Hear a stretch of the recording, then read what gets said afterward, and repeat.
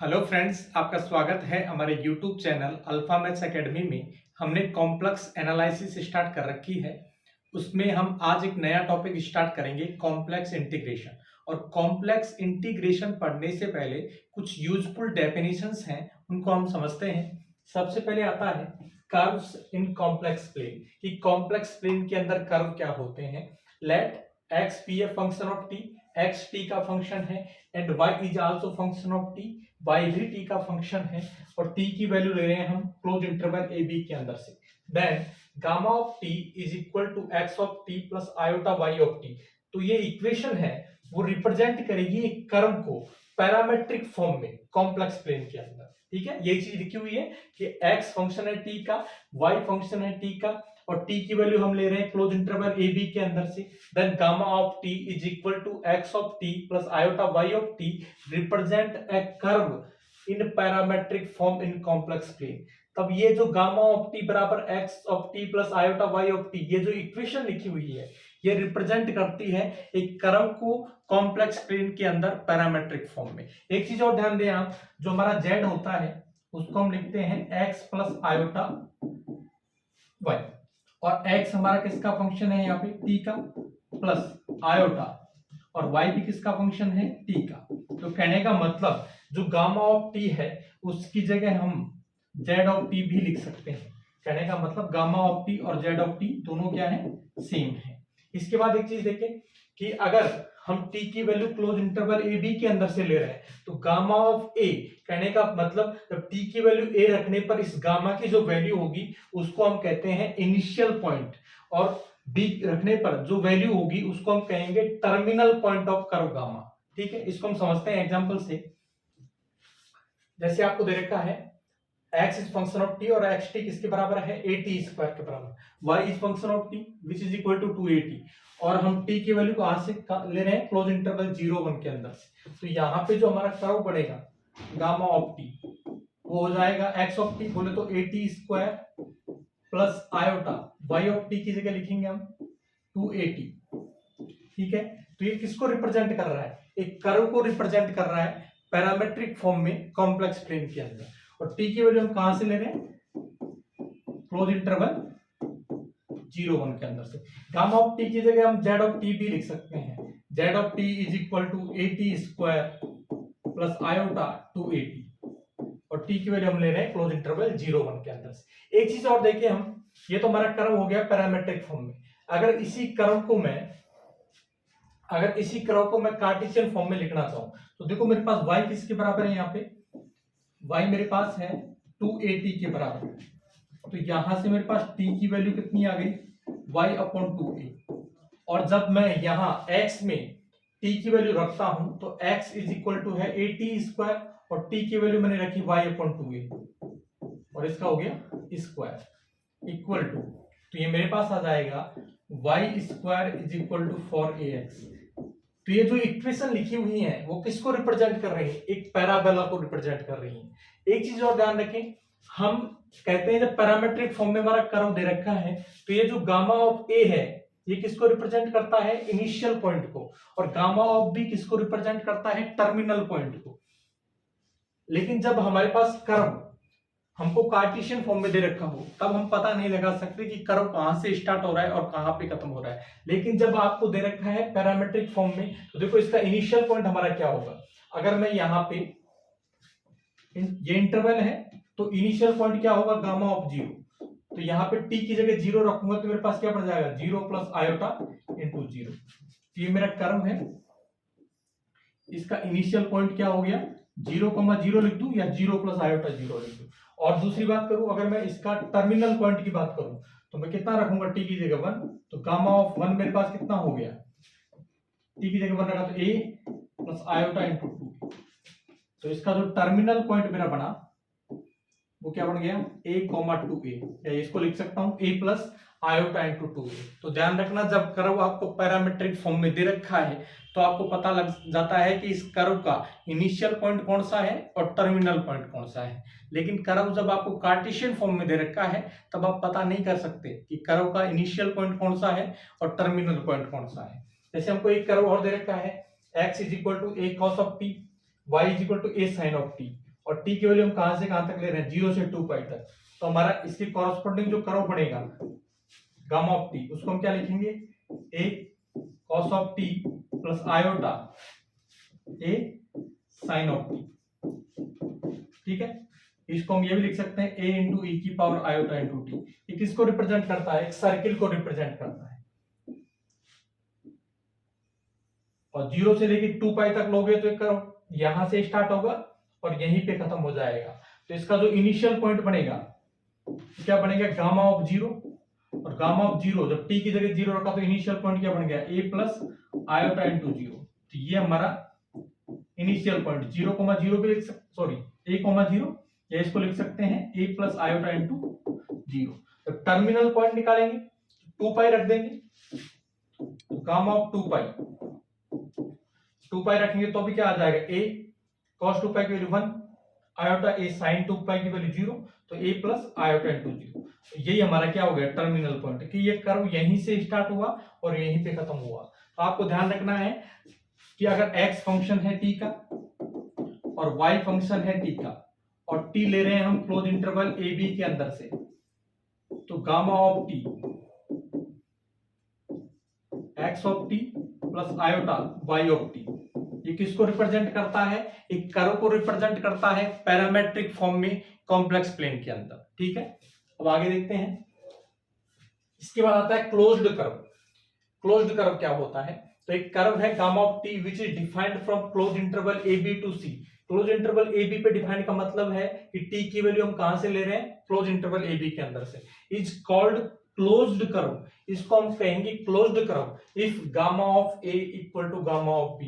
कहने का मतलब जो हमारा इनिशियल पॉइंट और टर्मिनल पॉइंट एक जगह पर आ जाए तब हम उस कर्व को कहते हैं क्लोज्ड कर्व। ठीक है, कहने का मतलब गामा ऑफ ए और गामा ऑफ बी बराबर हो जाए। जैसे इस कर्व की बात करें तो देखना चाह रहे हैं कि ये कर्व क्लोज्ड है या नहीं है, तो हम गामा ऑफ ए बोले तो गामा ऑफ 0 निकालें, क्योंकि यहाँ ए की जगह कितना है 0, तो गामा ऑफ 0 कितना आ जाएगा, cos 0 की वैल्यू 1 प्लस आयोटा, और यहाँ पे हमने 0 रखा, ये कितना हो गया 0, तो गामा ऑफ ए कितना हो गया 1 प्लस आयोटा इंटू 0। और गामा ऑफ बी, बी की जगह कितना रखेंगे 2 पाई, 2 पाई रखा तो cos 2 पाई की वैल्यू 1 प्लस आयोटा, और sin 2 पाई की वैल्यू कितनी हो गई 0। तो यहां से हमने देखा कि गामा ऑफ 0 और गामा ऑफ 2 पाई दोनों क्या है, बराबर है। कहने का मतलब इनिशियल पॉइंट और टर्मिनल पॉइंट एक जगह आ गए, इसका मतलब ये कर्व क्या हो गया, क्लोज्ड कर्व। वैसे भी सर्किल बनता है जो कहां से स्टार्ट हो रहा है, क्योंकि हम t की वैल्यू 0 ले रहे हैं, तो कहां से स्टार्ट होगा 0 से और फिर 2 पाई, तो क्लोज्ड हो गया। लेकिन सपोज करो अगर मैं इंटरवल ये लेता 0 से लेके मान लीजिए मैं लेता पाई तक, तो 0 से लेके पाई तक लेता, तब मेरा कर्व क्या पड़ता, यहां से स्टार्ट होता और यहां पे खत्म हो जाता, क्योंकि यहाँ t की वैल्यू 0, यहाँ t की वैल्यू कितनी हो गई पाई। तो यहाँ पे क्या आता मेरा गामा ऑफ 0 इनिशियल पॉइंट, और यहाँ पे क्या आता मेरा टर्मिनल पॉइंट। इस केस में कर्व क्लोज्ड नहीं होता। क्लोज्ड कब होता, जब गामा ऑफ 0, मतलब कहने का मतलब जो इनिशियल पॉइंट और टर्मिनल पॉइंट एक जगह आते। इसी प्रकार अगर मान लीजिए मैं ये इंटरवल लेता, तो अब मेरा क्या होगा, कर्व स्टार्ट होगा, इसी कर्व की बात कर रहा हूं, तो कर्व यहां से स्टार्ट होगा, ठीक है, यहां तक 2 पाई और 1 पाई और घूम गया, है ना। तो इनिशियल पॉइंट मेरा ये हो गया और टर्मिनल पॉइंट ये हो गया। तो इनिशियल पॉइंट और टर्मिनल पॉइंट एक जगह नहीं है, इस केस में भी ये कर्व क्या नहीं होगा, क्लोज्ड नहीं होगा। दिखने में चाहे क्लोज लग रहा हो, लेकिन देखो 0 गामा ऑफ 0 तो मेरा यहां है, और फिर मैं क्या हुआ 3 पाई घूमूंगा तो यहां आ जाऊंगा, तो मेरा टर्मिनल पॉइंट ये हो गया और इनिशियल पॉइंट ये हो गया, दोनों अलग अलग जगह हैं। तो इस केस में ये कर्व क्या नहीं होगा, क्लोज्ड कर्व नहीं होगा। तो क्लोज्ड कर्व कब होता है, मान लीजिए कोई भी कर्व है gamma of t which is defined from close interval a b to c is called closed curve if gamma of a equal to gamma of b. कहने का मतलब गामा ऑफ ए और गामा ऑफ बी बराबर हो जाए, या कहें कि जो इनिशियल पॉइंट है और टर्मिनल पॉइंट वो दोनों एक जगह आ जाएं, तब हम कहते हैं कि कर्व है वो क्लोज्ड है, अदरवाइज कर्व क्लोज्ड नहीं होगा। इसके बाद देखें आगे, अब हम देखते हैं जॉर्डन आर्क। एक curve gamma T which is defined from closed interval a b to c is called Jordan arc if it does not intersect with itself in open interval a B.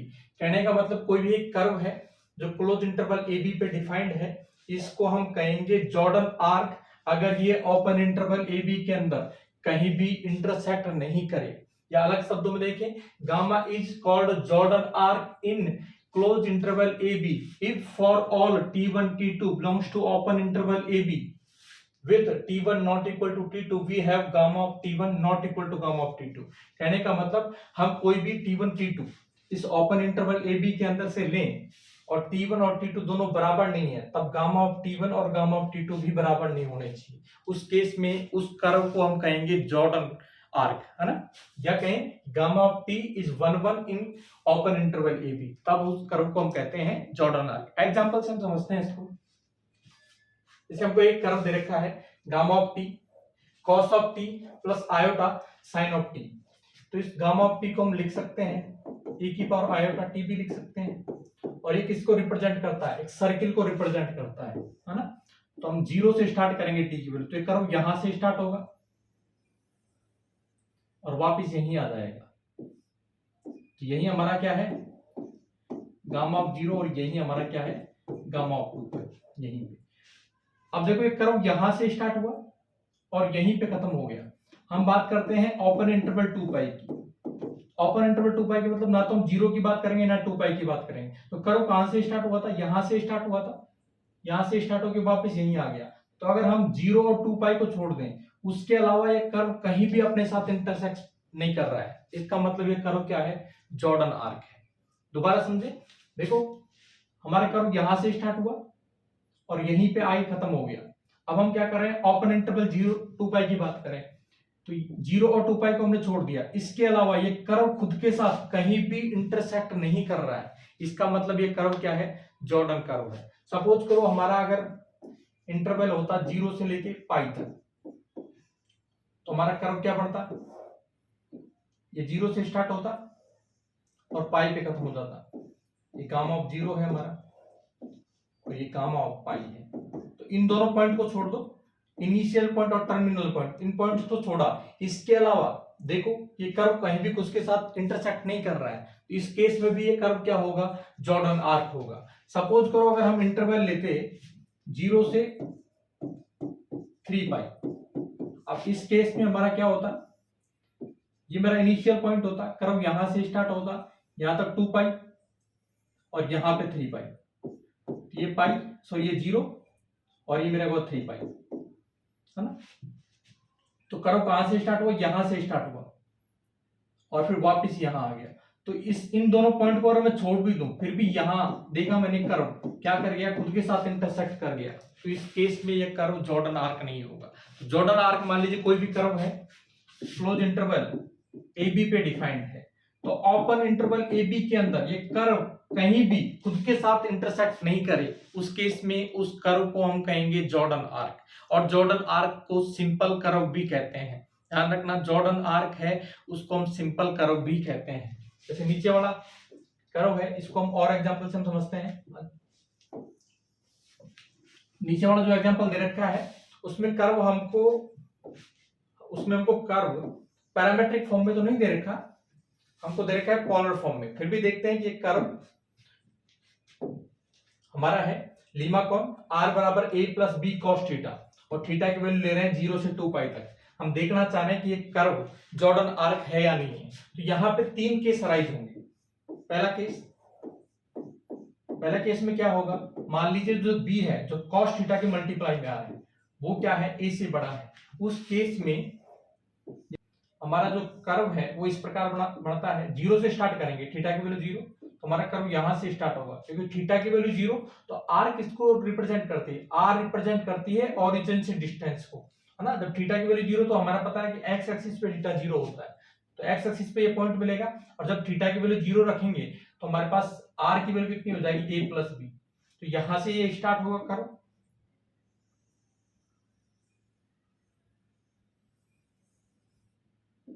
ये इस प्रकार होता है जब b क्या रहे a से बड़ा। तो ये हमारा क्या है, इनिशियल पॉइंट, और यहीं पे हमारा क्या है, टर्मिनल पॉइंट।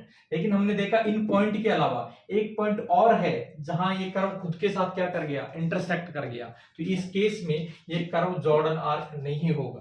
केस सेकंड की बात करें तो केस सेकंड में मान लीजिए ए और बी क्या हो गए, बराबर। ए और बी बराबर तो आर हमारा हो जाएगा ए प्लस ए कॉस थीटा। ए हम इसमें से कॉमन ले लेंगे, 1 प्लस ए इंटू 1 प्लस कॉस थीटा। ये क्या होता है, कार्डियोइड। और कार्डियोइड हमारा कैसे बढ़ता है, ये हमारा इनिशियल पॉइंट, ये मेरा टर्मिनल पॉइंट। इस पॉइंट के अलावा मैंने देखा कि ये कर्व कहीं भी खुद के साथ इंटरसेक्ट नहीं कर रहा है, इसका मतलब ये कर्व क्या है, जॉर्डन आर्क है। और लास्ट वाला केस इसमें जो अराइज होगा वो हमारा रहेगा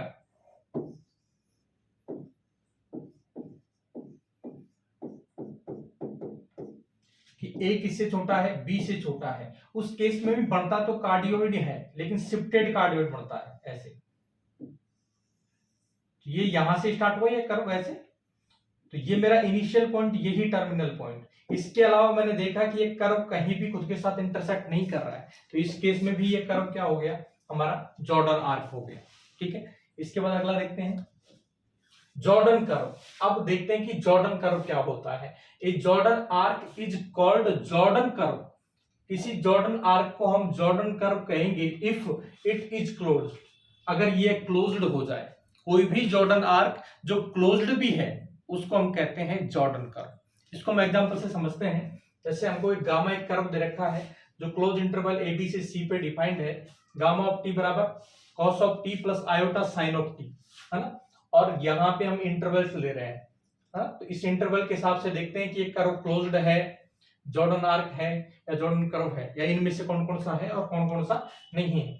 जब क्लोज इंटरवल 0 से 2 पाई तक हम लेते हैं तो हमारा ये कर्व यहां से स्टार्ट होता है और पाई पे खत्म हो जाता है। तो ये मेरा क्या है, गामा ऑफ 0, और ये मेरा क्या है, गामा ऑफ पाई। जब मैं क्लोज इंटरवल 0 से पाई ले रहा हूं तो यही मेरा क्या है, इनिशियल पॉइंट, और ये मेरा क्या है, टर्मिनल पॉइंट। इन पॉइंट को मैंने छोड़ा और इसके अलावा देखा कि ये कर्व कहीं भी खुद के साथ इंटरसेक्ट नहीं कर रहा है ना। इसका मतलब ये जॉर्डन कर्व तो है। क्लोज्ड कब होगा, जब इनिशियल पॉइंट और टर्मिनल पॉइंट एक जगह आ जाए, है ना। तो यहाँ पे इनिशियल पॉइंट ये रहा और टर्मिनल पॉइंट ये रहा, दोनों एक जगह नहीं है, अलग अलग जगह आ रहे हैं, इसका मतलब क्लोज्ड नहीं है। क्लोज्ड नहीं है लेकिन जॉर्डन आर्क है। जॉर्डन कर्व होने के लिए क्या होना चाहिए कि जॉर्डन आर्क हो साथ में क्लोज्ड भी हो, तब जॉर्डन कर्व होता है। जॉर्डन आर्क तो है लेकिन क्लोज्ड नहीं है, इसका मतलब जॉर्डन कर्व भी नहीं होगा। हम सेकंड एग्जांपल लेते हैं 0 से लेके 2 पाई तक। जब 0 से लेके हम 2 पाई लेंगे, तो 0 से लेके हम 2 पाई तक लेंगे तो हमारा कर्व कैसे बढ़ेगा, यहां 0 से हम स्टार्ट करेंगे, यही मेरा क्या है, गामा ऑफ 0, और यही मेरा क्या है, गामा ऑफ 2 पाई। ठीक है, अब मैं क्लोज्ड देखना चाह रहा हूं तो यही मेरा क्या हो गया, इनिशियल पॉइंट, यही मेरा टर्मिनल पॉइंट। तो ये कर्व क्लोज्ड तो है ना। इसके बाद मैं देखना चाह रहा हूं कि जॉर्डन आर्क है या नहीं है। तो मेरा यही क्या है, ये कर्व यहां से स्टार्ट हुआ और यहीं पे आके खत्म हो गया, है ना। तो इन पॉइंट्स के अलावा, टर्मिनल पॉइंट और इनिशियल पॉइंट के अलावा, ये कर्व कहीं भी खुद के साथ इंटरसेक्ट नहीं कर रहा है, इसका मतलब जॉर्डन आर्क है। अब क्लोज्ड भी है, जॉर्डन आर्क भी है, तो जॉर्डन कर्व भी हो जाएगा। अगर मैं अब लेता हूं इंटरवल 0 से 3 पाई, अगर मैं इंटरवल लूं 0 से 3 पाई, इंटरवल लिया मैंने 0 से 3 पाई, तो हमारा कर्व क्या बन गया, देखो यहां से स्टार्ट हुआ, यहां तक 2 पाई और यहां वापस आ जाएगा। ये क्या मेरा गामा ऑफ 0 और ये मेरा क्या है, गामा ऑफ 3 पाई। ठीक है, तो क्लोज तो नहीं होगा क्योंकि ये मेरा क्या है, इनिशियल पॉइंट, ये मेरा टर्मिनल पॉइंट, दोनों एक जगह नहीं है, इसका मतलब कर्व क्लोज्ड नहीं है। अब बात करें जॉर्डन आर्क की, तो ये मेरा इनिशियल पॉइंट, ये मेरा टर्मिनल पॉइंट। अगर मैं इनको छोड़ दूं तो इनके अलावा देखा मैंने इन पॉइंट्स पे कर्व क्या कर गया, खुद के साथ इंटरसेक्ट कर गया, इसका मतलब ये जॉर्डन आर्क नहीं होगा। ना ये क्लोज्ड है ना जॉर्डन आर्क है, इसका मतलब जॉर्डन कर्व भी नहीं होगा। इसके बाद हम देखते हैं कि क्लोज इंटरवल 0 से 4 पाई हमने लिया, 0 से हमने 4 पाई लिया। अब इंटरवल हमने लिया है 0 से 4 पाई, तो अब हमारा कर्व कैसे बनेगा, यहां से स्टार्ट होगा यहां तक 2 पाई और एक राउंड और लगेगा, कितना होगा 4 पाई। ये मेरा गामा ऑफ 0 है और यही मेरा क्या है गामा ऑफ 4 पाई। कहने का मतलब इनिशियल पॉइंट और टर्मिनल पॉइंट एक जगह आ गई, इसका मतलब कर्व क्लोज्ड है। अब बात करते हैं जॉर्डन आर्क की। तो यहां से कर्व स्टार्ट हुआ, फिर राउंड लिया और फिर दोबारा यहां आ गया, है ना। अब इन पॉइंट्स को मैं छोड़ दूं, इनिशियल पॉइंट और टर्मिनल पॉइंट को छोड़ दूं, तो उसके अलावा देखा मैंने बाकी सारे पॉइंट्स पर कर्व खुद के साथ क्या कर रहा है, इंटरसेक्ट कर रहा है। इसका मतलब ये जॉर्डन आर्क नहीं होगा, क्लोज्ड है, जॉर्डन आर्क नहीं है, इसका मतलब ये जॉर्डन कर्व भी नहीं होगा। जॉर्डन कर्व होने के लिए क्या होना चाहिए, जॉर्डन आर्क तो हो ही, साथ में क्लोज्ड भी हो, तब उसको हम कहते हैं जॉर्डन कर्व। ठीक है, अब आगे देखते हैं winding number. The number of times closed curve gamma winds around z naught not lying on gamma is called winding number of z naught with respect to gamma has gamma travels from gamma a to gamma b in anti clockwise direction। समझे इस चीज को। मान लीजिए कोई curve मेरा है gamma और एक पॉइंट है z नॉट, है ना, और ये z नॉट उस कर्व गामा पर लाई नहीं कर रहा है। मान लीजिए मेरा इनिशियल पॉइंट है गामा ऑफ a और गामा कैसे ट्रेवल कर रहा है, एंटी क्लॉकवाइज डायरेक्शन, और ये मेरा gamma of b. Closed curve है तो इनिशियल पॉइंट और टर्मिनल पॉइंट एक जगह हो जाएंगे और एंटी क्लॉकवाइज डायरेक्शन में गामा क्या कर रहा है, ट्रेवल कर रहा है। किस प्रकार, यहां से स्टार्ट हुआ, फिर यहां आया और वापस यहां चला गया। अब हमको क्या करना है, जेड नॉट का वाइंडिंग नंबर देखना है। तो वाइंडिंग नंबर क्या होता है कि एक कर्व एंटी क्लॉकवाइज डायरेक्शन में ट्रेवल करते हुए इस जेड नॉट को कितनी बार वाइंड कर रहा है। तो हमने देखा एक बार वाइंड कर रहा है और ये फिर 2 बार वाइंड कर रहा है। तो कितनी बार वाइंड कर दिया इसने, 2 बार वाइंड कर दिया। तो जेड नॉट का जो वाइंडिंग नंबर है वो कितना हो गया, 2 हो गया। और इसको डिनोट करते हैं, कोई मान लीजिए कोई जेड नॉट कोई नंबर है और गामा कोई कर्व है, इसके रेस्पेक्ट में जो जेड नॉट का वाइंडिंग नंबर है उसके लिए हम नोटेशन यूज करते हैं ये, और पढ़ते क्या है इसको, winding number of z naught with respect to gamma. ठीक है, एग्जांपल है एक और जिससे हम समझते हैं। जैसे हमारे पास एक कर्व है और समझे कर्व हमने कैसे लिया है, हम एंटी क्लॉकवाइज डायरेक्शन में मूव करेंगे, यहां से ये स्टार्ट हो रहा है ना। तो यहां से ये स्टार्ट हुआ ऐसे, फिर ये यहां आ गया, इस पे आते हुए फिर ये यहां आ गया और यहां आते हुए ये इस पे आ गया और इससे वापस यहां पे आ गया। क्लोज्ड कर्व है तो इनिशियल पॉइंट और टर्मिनल पॉइंट तो एक जगह हो जाएंगे। अब हम देखना चाह रहे हैं वाइंडिंग नंबर। तो सबसे पहले हम किसकी बात करते हैं, winding number of alpha 5 with respect to gamma. तो अल्फा 5 तो क्या है, हमारा भार है, इसको तो ये बाइंड कर ही नहीं रहा है क्योंकि ये कहां से स्टार्ट करेगा, मूवमेंट यहां से स्टार्ट करेगा।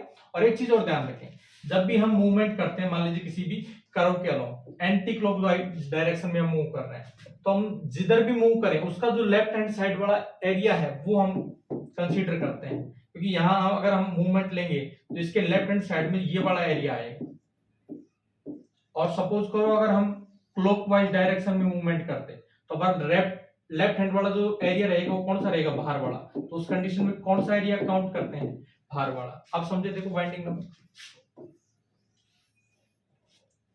हम किसका वाइंडिंग नंबर फाइंड करना चाह रहे हैं, अल्फा 5 का। हमारा कर्व में रोटेशन कहां से स्टार्ट हुआ, यहां से, यही हमारा इनिशियल पॉइंट है। तो यहां से हम स्टार्ट हुए, फिर हम इस पे आए, इसके बाद हम इस पे आए, इसके बाद हम इस पे आए और फिर वापस कहां चले गए, यहां पे चले गए। अल्फा 5 को तो इसने कहीं वाइंड किया ही नहीं, इसका मतलब अल्फा 5 का जो वाइंडिंग नंबर है वो कितना है, 0 है।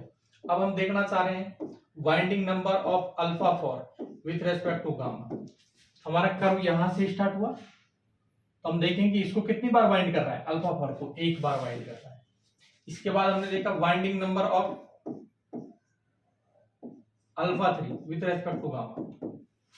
ठीक है, तो अल्फा 3 को देखो यहां से ये स्टार्ट होगा, है ना, और यहां पे वापस आएगा। तो अल्फा 3 को इसने कितनी बार वाइंड कर दिया, एक बार तो इससे वाइंड कर देगा, एक बार इससे वाइंड कर देगा। कितनी बार वाइंड कर दिया, 2 बार वाइंड कर दिया। सेम तरीके से अगर वाइंडिंग नंबर ऑफ अल्फा 2 देखें विथ रेस्पेक्ट टू गामा, तो देखो ये जब यहां से स्टार्ट होगा तो 1 बार वाइंड कर दिया, इसकी वजह से 2 बार वाइंड कर दिया और इसकी वजह से 3 बार वाइंड कर दिया। तो वाइंडिंग नंबर ऑफ अल्फा 2 कितना हो गया, 3। सेम तरीके से winding number of alpha 1 with respect to gamma will be 4। ठीक है, इस तरीके से किसी भी कर्व के रेस्पेक्टिव में किसी भी नंबर का हम वाइंडिंग नंबर फाइंड कर सकते हैं। हमको क्या करना है, नंबर ऑफ टाइम्स देखने हैं कि वो कर्व उस पॉइंट को कितनी बार वाइंड करता है। जितनी बार वाइंड करेगा उसी नंबर को हम कह देंगे उस पॉइंट का उस कर्व के रेस्पेक्ट में वाइंडिंग नंबर। ठीक है, इसके बाद देखें रिजल्ट्स ऑन वाइंडिंग नंबर्स। तो वाइंडिंग नंबर्स पर कुछ रिजल्ट्स हैं। Winding number is always an integer. Winding number obvious है कि हमेशा इंटीजर होगा, या तो एक बार वाइंड करेगा या दो बार वाइंड करेगा या तीन बार वाइंड करेगा, है ना। तो ये हमेशा क्या रहेंगे, इंटीजर रहेंगे। इसके बाद किसी भी पॉइंट जेड नोट का गामा के रेस्पेक्ट में जो वाइंडिंग नंबर है उसको आप इस फॉर्मूले से भी निकाल सकते हैं, 1/2 पाई आयोटा, और इंटीग्रेशन करने किसका, 1/z माइनस जेड नोट का अलोंग दिस कर्व गामा। तो इस फॉर्मूले से हम क्या कर सकते हैं, किसी भी पॉइंट का वाइंडिंग नंबर फाइंड कर सकते हैं। इसके बाद देखें, सपोज करो किसी पॉइंट जेड नोट का वाइंडिंग नंबर n है और n कोई नेचुरल नंबर है, और गामा अगर ये पॉजिटिव है ना, अगर n, तो हमने जो गामा का जो रोटेशन लिया है वो कैसा लिया है, पॉजिटिवली, या कहें कि जो रोटेशन हमने लिया है वो कैसा लिया है, एंटी क्लॉकवाइज डायरेक्शन में। कह रखा है ना यहाँ पे, where gamma is positively oriented. Positively oriented का मतलब है कि जो हमने रोटेशन लिया है वो कौन सा लिया है, एंटी क्लॉकवाइज। ठीक है, तब then winding number of z naught with respect to minus gamma is minus n. तब माइनस गामा के रेस्पेक्ट में जेड नॉट का वाइंडिंग नंबर कितना होगा, माइनस एन, जबकि गामा के रेस्पेक्ट में वाइंडिंग नंबर कितना है, एन। तब माइनस गामा के रेस्पेक्ट में जेड नॉट का वाइंडिंग नंबर होगा minus n, where gamma is negatively oriented. कहने का मतलब इस केस में हम क्या कर रहे हैं कि कर्व तो वही है, एक बार तो हम कौन सी डायरेक्शन में मूवमेंट ले रहे थे, मान लीजिए कोई मेरा पॉइंट है जेड नॉट, है ना, एक बार हम इस कर्व गामा के अलोंग हम कैसे घूम रहे हैं, एंटी क्लॉकवाइज डायरेक्शन में। तो ये मेरा मान लीजिए इनिशियल पॉइंट था और ये मेरा टर्मिनल पॉइंट है। तो ये कर्व कितनी बार वाइंड कर रहा है जेड नॉट को, 1 बार। तो गामा के रेस्पेक्ट में इसका वाइंडिंग नंबर क्या हो गया, इस रेस्पेक्ट टू गामा 1। लेकिन अगर हम रोटेशन कौन सा ले लें, एंटी क्लॉकवाइज, तो उस केस में इस जेड नॉट का जो वाइंडिंग नंबर है minus gamma with respect to minus gamma will be -1, है ना। यहाँ here gamma and minus gamma represent same curve but with reverse orientation. कहने का मतलब गामा और माइनस गामा दोनों एक ही कर्व हैं, लेकिन ओरिएंटेशन क्या दे रखा है, दोनों का रिवर्सल है। देखो यहाँ पे हमने एक कर्व लिया था गामा, इसमें हम कैसे घूम रहे थे, एंटी क्लॉकवाइज, और माइनस गामा में कैसे घूमेंगे, क्लॉकवाइज डायरेक्शन में। तो किसी पॉइंट का अगर गामा के रेस्पेक्ट में हम वाइंडिंग नंबर निकाल रहे हैं, वो अगर n है तो माइनस गामा के रेस्पेक्ट में उस पॉइंट का वाइंडिंग नंबर क्या होगा, -n होगा। और गामा और माइनस गामा दोनों सेम कर्व हैं, लेकिन दोनों का जो ओरिएंटेशन है वो एक दूसरे के अपोजिट है। एक एंटी क्लॉकवाइज में हमने ओरिएंटेशन लिया है, एक का लिया है हमने क्लॉकवाइज डायरेक्शन में। इसको हम समझते हैं रिवर्सल ऑफ ए कर्व क्या होता है। मान लीजिए गामा एक कर्व है which is defined from close interval AB to C be a curve, then the curve minus gamma, ये भी क्लोज इंटरवल AB से C में डिफाइंड होगा, such that minus gamma of T is equal to gamma of A plus B minus T is called reversal curve और of gamma. इसको हम क्या कहते हैं, गामा का रिवर्सल कर्व। और कैसे डिफाइंड होगा, minus gamma of T is equal to gamma of A plus B minus T। इस चीज को हम समझते हैं इस एग्जांपल से। जैसे मेरा ये कर्व है ना, ठीक है, इस कर्व की मैं बात करूं, जब t की वैल्यू 0 लूंगा तो ये कर्व यहां से स्टार्ट होगा मेरा। देखो t की वैल्यू अगर मैंने 0 रखा तो 1 प्लस आयोटा इंटू 0, तो ये कर्व मेरा यहां से स्टार्ट होगा। और जब मैं t की वैल्यू पाई लूंगा तो ये आ जाएगा -1, तो ये मेरा क्या है, गामा ऑफ 0, वो है 1 प्लस आयोटा इंटू 0। और गामा ऑफ पाई, ये मेरा टर्मिनल पॉइंट है, ये है -1 प्लस आयोटा इंटू 0। और हमने ओरिएंटेशन कैसा लिया है, एंटी क्लॉकवाइज डायरेक्शन में। अब इसके रिवर्सल की बात करें तो रिवर्सल क्या होगा, माइनस गामा ऑफ टी, और ये कैसे डिफाइंड होगा, gamma of A plus B। तो A प्लस B की जगह हमारे क्या है, 0 प्लस पाई, और 0 प्लस पाई माइनस टी। हमारे पास क्या हो गया, गामा पाई माइनस टी, है ना। और गामा पाई माइनस टी की बात करें तो यहाँ पाई माइनस टी रखेंगे cos pi minus T plus iota sine pi minus T, तो हमारा माइनस गामा ऑफ टी हो गया माइनस की cos of t plus iota sine of T. अब इस कर्व की हम बात करते हैं, वही हमारा क्लोज इंटरवल 0 से पाई पे डिफाइंड है। जब हम टी की जगह 0 रखेंगे तो हमारे पास माइनस गामा ऑफ 0 क्या हो जाएगा, यहां पे हम रखेंगे 0 टी की जगह, तो माइनस के 1 प्लस आयोटा इंटू 0। तो हमारा इस कर्व का माइनस गामा का जो इनिशियल पॉइंट है वो क्या हो गया, गामा माइनस गामा ऑफ 0, वो कितना आ रहा है, -1 प्लस आयोटा इंटू 0। ठीक है, यहां से वो स्टार्ट होगा और इसका टर्मिनल पॉइंट निकाले तो माइनस गामा ऑफ पाई, और यहाँ पाई रखें तो cos पाई -1 होता है और माइनस माइनस प्लस हो गया, तो 1 प्लस आयोटा, और साइन पाई की वैल्यू कितनी होती है, 0। तो हमारा ये पॉइंट आ गया terminal point, minus gamma of pi is 1 plus iota into 0। ये करो हमारा यहां से स्टार्ट होगा और यहाँ पे खत्म होगा। इसमें ओरिएंटेशन कैसे आ गया, क्लॉकवाइज डायरेक्शन में, जबकि इसमें ओरिएंटेशन कैसे था, एंटी क्लॉकवाइज डायरेक्शन में। एक चीज और देखें, ये जो पॉइंट था वो इस कर्व गामा का इनिशियल पॉइंट था, जबकि ये जो पॉइंट है वो माइनस गामा का टर्मिनल पॉइंट है। और इस पॉइंट की बात करें तो ये गामा का टर्मिनल पॉइंट था, जबकि माइनस गामा का क्या है, इनिशियल पॉइंट है। तो इस तरीके से हम किसी भी कर्व का रिवर्सल कर्व फाइंड कर सकते हैं। कैसे, कि गामा हमारा एक कर्व है, ए बी से सी में डिफाइंड है, तो इसका जो रिवर्सल कर्व है वो भी ए बी से सी में डिफाइंड होगा। और कैसे डिफाइंड होगा, minus gamma of t is equal to gamma of a plus b minus t, है ना। तो इस तरीके से हम किसी भी कर्व का रिवर्सल कर्व फाइंड कर सकते हैं। तो आगे देखें, इसके बाद आता है रेक्टिफाइबल कर्व। देखते हैं कि रेक्टिफाइबल कर्व क्या होता है। एक कंटिन्यूअस कर्व है, z ऑफ t बराबर x of t plus iota y of t। अब z ऑफ t की जगह गामा ऑफ t भी लिख सकते हैं, मैंने पहले भी बताया आपको, ये नोटेशन है, नोटेशन कुछ भी ले सकते हैं। इसकी जगह हम ये भी लिख सकते हैं x of t plus iota y of t, gamma of t भी लिख सकते हैं z ऑफ t की जगह।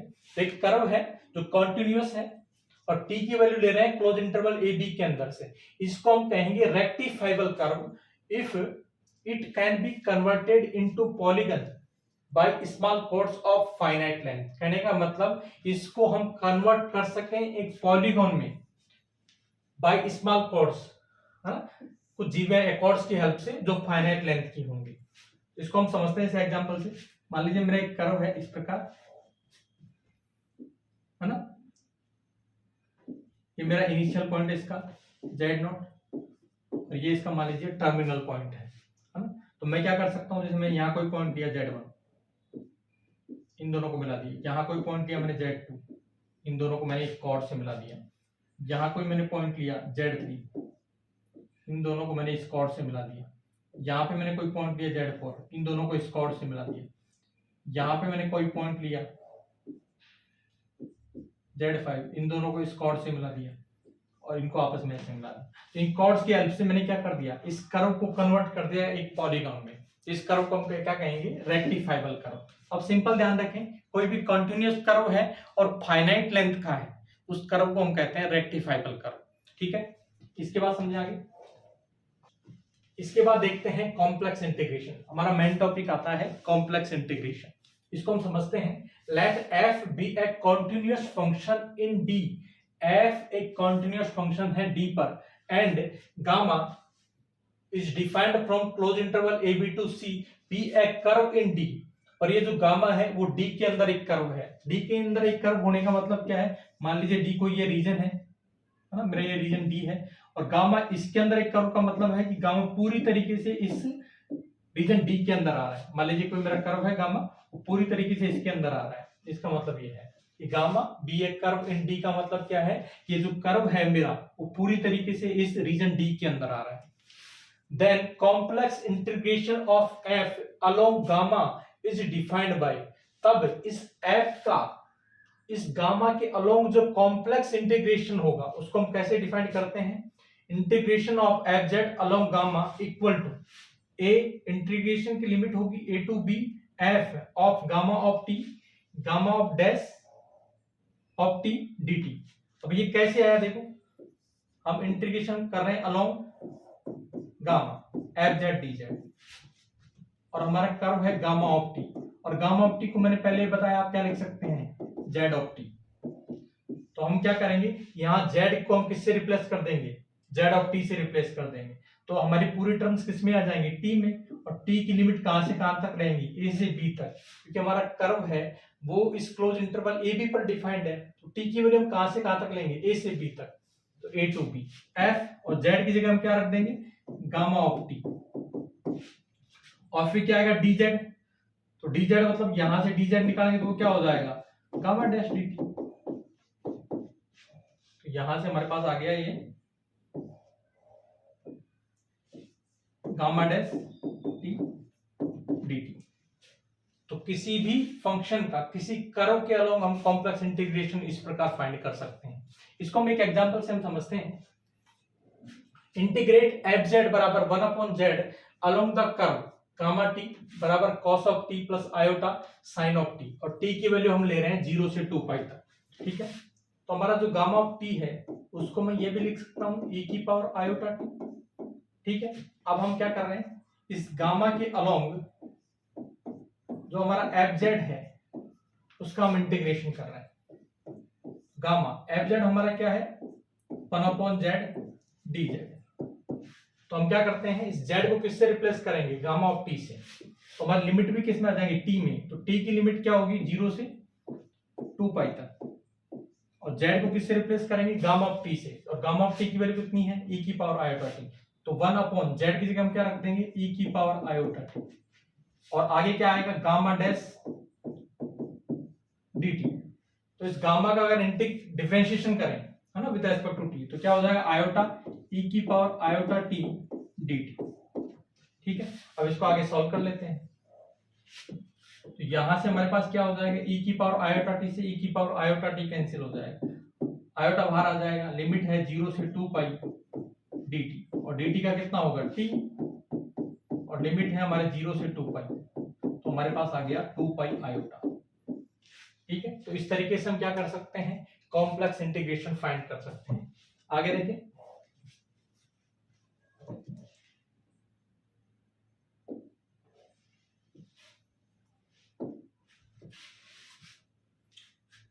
आगे देखिए कि मान लीजिए एफ आपको टी का फंक्शन दे रखा है ना, u of t plus iota v of T, और टी की वैल्यू ले रहे हैं हम क्लोज इंटरवल ए बी के अंदर से।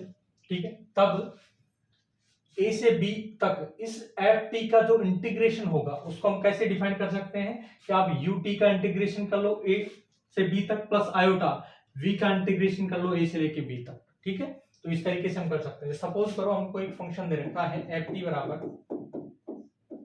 T plus iota T square, और टी की वैल्यू ले रहे हैं हम 0 से 1 तक। तो हमको अगर इंटीग्रेशन करना है एफ टी का बिटवीन 0 to 1, तो हम कैसे इंटीग्रेशन करेंगे इसका, 0 to 1 T D T plus iota 0 to 1 T square D T. आगे इसको सॉल्व कर लेते हैं, सॉल्व करें तो ये कितना होगा मेरा, टी स्क्वायर बाई 2, और लिमिट रखूंगा तो कितना आ जाएगा, 1/2 प्लस आयोटा, इसका होगा टी क्यूब बाई 3, और लिमिट रखूंगा तो क्या हो जाएगा, 1/3, तो 1/2 प्लस आयोटा 1/3। तो अगर आपको जो फंक्शन है वो टी की टर्म में दे रखा है, और टी की वैल्यू हम ले रहे हैं क्लोज इंटरवल ए बी के अंदर से, तब ये इंटीग्रेशन इस प्रकार डिफाइंड होता है। इसके बाद देखें,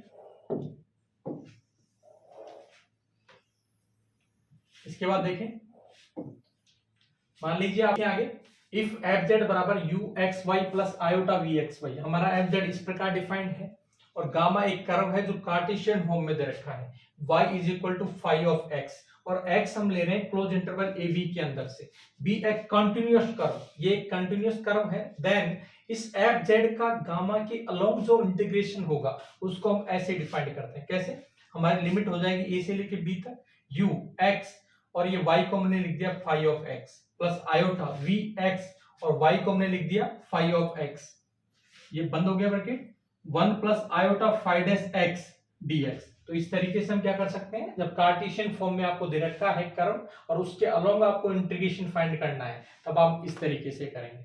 और हमको जो एफ जेड है वो भी एक्स वाई की टर्म में दे रखा होगा, तब हम इस तरीके से उसका क्या कर सकते हैं, इंटीग्रेशन कर सकते हैं। इसको हम एग्जांपल से हम समझते हैं। इंटीग्रेट एफ जेड बराबर X square minus Y square plus iota 2xy along the curve gamma y बराबर x in x belongs to close interval 0 1। इस इंटीग्रेशन को हम करना चाह रहे हैं, तो इंटीग्रेशन गामा के along F Z D Z, तो हम देखो कैसे करेंगे। लिमिट हो जाएगी हमारी 0 to 1, ठीक है।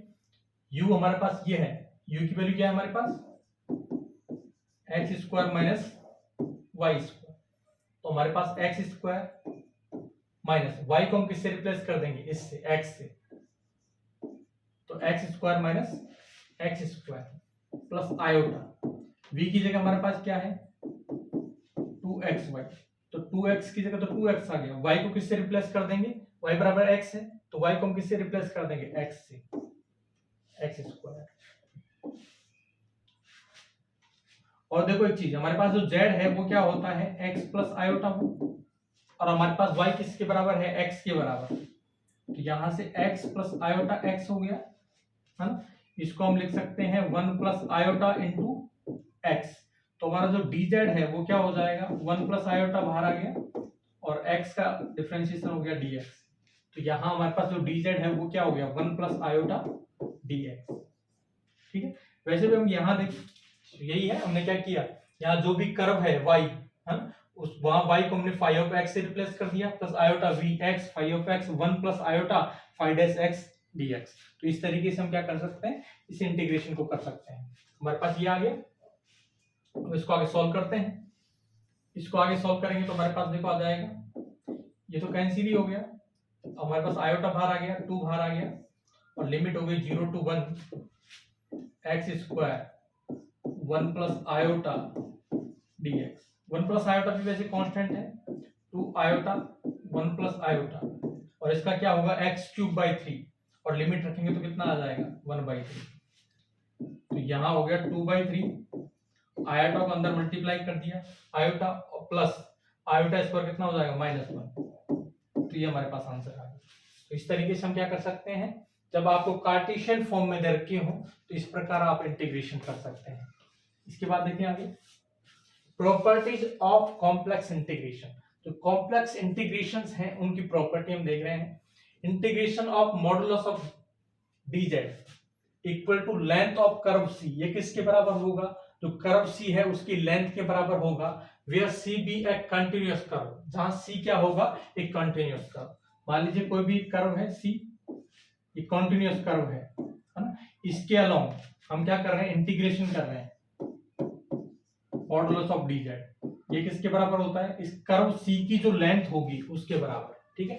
इसके बाद देखें तो आप इंटीग्रेशन कर रहे हैं a F Z plus B G Z with respect to curve gamma, तो इसमें क्या होगा एक कांस्टेंट है ये बाहर आ जाएगा और एफ जेड का इंटीग्रेशन हो जाएगा प्लस बी बाहर आ जाएगा, जी जेड का इंटीग्रेशन हो जाएगा, ठीक है। इसके बाद देखें मान लीजिए हमारा एक गामा एक कर्व है, वो दो कर्व के सम के रूप में, कैसे, एक मेरा कर्व है गामा 1 और ये दूसरा कर्व है गामा 2, दो कर्व देखो कैसे जुड़ेंगे, जब एक कर्व का टर्मिनल पॉइंट दूसरे कर्व का इनिशियल पॉइंट हो जाए तब ये कर्व क्या हो जाते हैं आपस में जुड़ जाते हैं।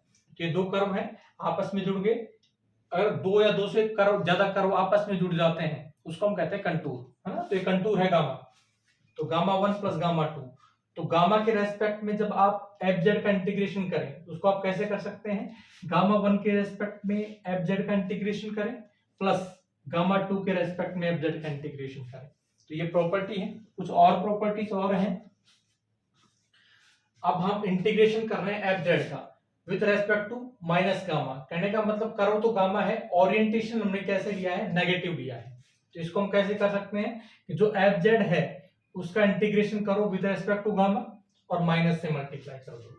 ये ध्यान रखना कहीं भी अगर इस प्रॉपर्टी का यूज करें तो आप सीधे कैसे करेंगे कि इंटीग्रेशन कर रहे हैं with respect to minus gamma, ये हो जाएगा इंटीग्रेशन ऑफ एफ जेड, उसको तो आप गामा के रेस्पेक्ट में करो और माइनस से मल्टीप्लाई करो।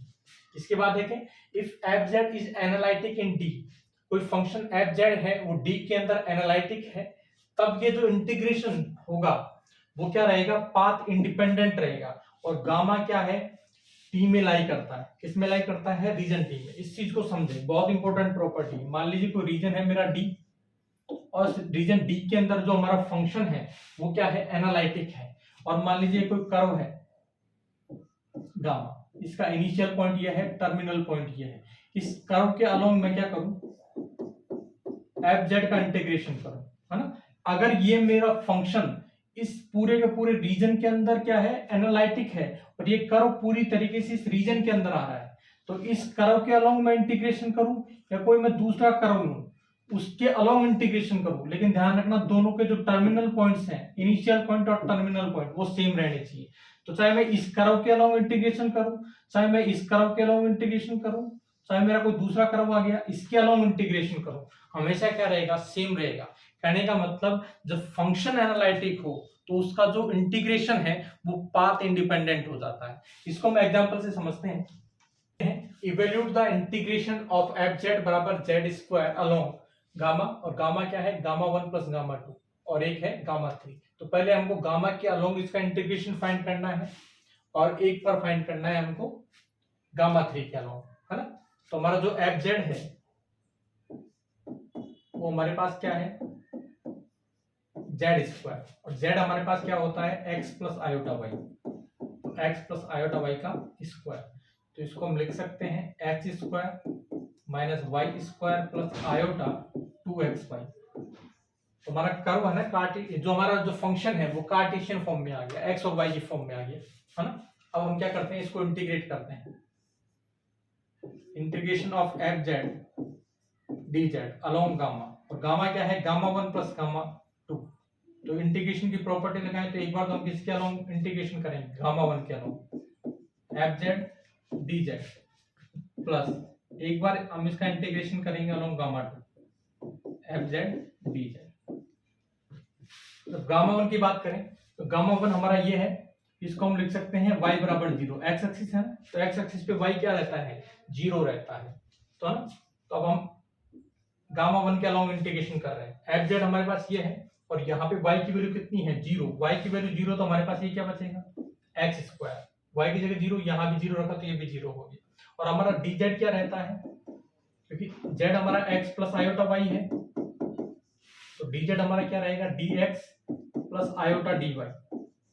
तो y 0 रहेगा तो dy भी कितना हो जाएगा, 0। तो इस केस में यहाँ dx आएगा, और x की लिमिट देखें, x 0 से लेके 1 तक, 0 to 1 प्लस, अब ये इंटीग्रेशन कर रहे हैं। इस इंटीग्रेशन में अगर हम देखें तो हमेशा x की वैल्यू कितनी रहेगी, 1 रहेगी। तो हमारा जो फंक्शन बढ़ेगा वो क्या बढ़ेगा, 1 minus Y square plus iota